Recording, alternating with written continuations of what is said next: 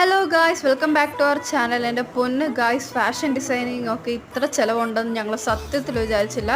ഒരുപാട് സാധനങ്ങൾ വാങ്ങിക്കുന്നത് കണ്ട്. ഇപ്പം എൻ്റെ അനിയത്തി ഇപ്പോൾ ഫാഷൻ ഡിസൈനിങ്ങിനാണ് പഠിക്കുന്നത്.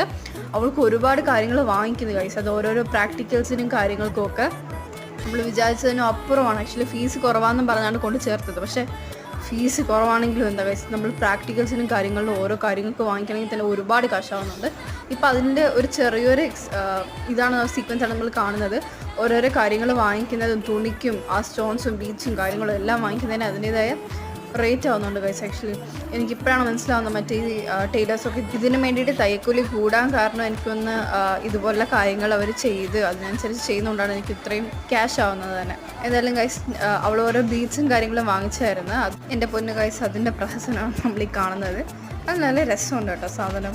അപ്പം ഈ തുണിയും കാര്യങ്ങളും വാങ്ങിച്ചതിൻ്റെ ഇത് കട്ടൊക്കെ ചെയ്തുകൊണ്ടിരിക്കുകയായിരുന്നു. അപ്പം അത്രയേ ഉള്ളൂ.